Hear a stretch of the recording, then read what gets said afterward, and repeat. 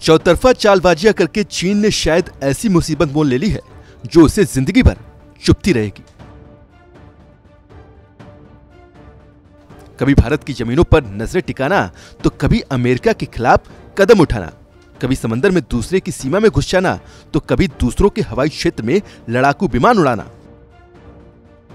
इन सारी गलतियों ने आज चीन को उस मोड़ पर ला खड़ा किया है जहां वो पूरी तरह से अकेला है, बाकी देश एक तरफ और चीन पाकिस्तान दूसरी तरफ।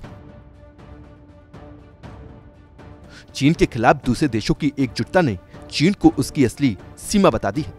अब हर एक देश ने चीन से निपटने के लिए अपनी सैन्य तैयारियों में इजाफा किया है। इसी क्रम में जापान ने चीन की धूर्तता से निपटने के लिए रिमोट कंट्रोल से संचालित लड़ाकू विमानों को विकसित कर रहा है। जापान की योजना 15 वर्षों की है। उसका लक्ष्य 2035 तक रिमोट संचालित लड़ाकू विमानों को तैयार करने का है। ऐसा करके जापान चीन की सामरिक क्षमता के सामने एक कड़ी चुनौती पेश करने वाला है। चीन के खिलाफ उसे भारत, अमेरिका और ऑस्ट्रेलिया जैसे देशों का पूरा समर्थन मिल रहा है।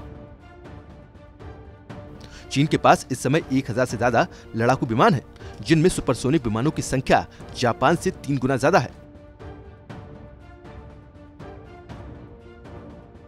वहीं जापान 5वीं जनरेशन के रडार से बचने वाले लड़ाकू विमान भी विकसित कर रहा है।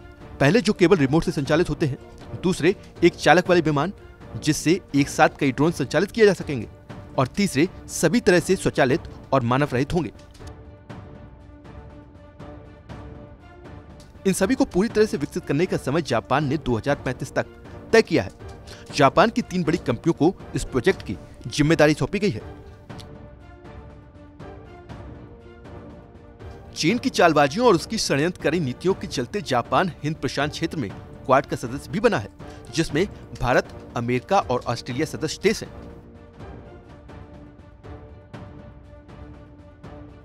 चीन की नीतियों पर लगाम लगाने के इन देशों के प्रयास कहीं न कहीं सफल भी रहे हैं।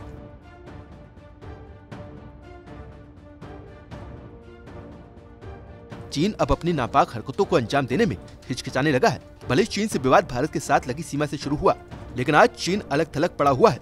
उसके पास पाकिस्तान और तुर्की के अलावा किसी दूसरे देश का पूर्ण समर्थन नहीं है। ब्यूरो रिपोर्ट, भारत तक।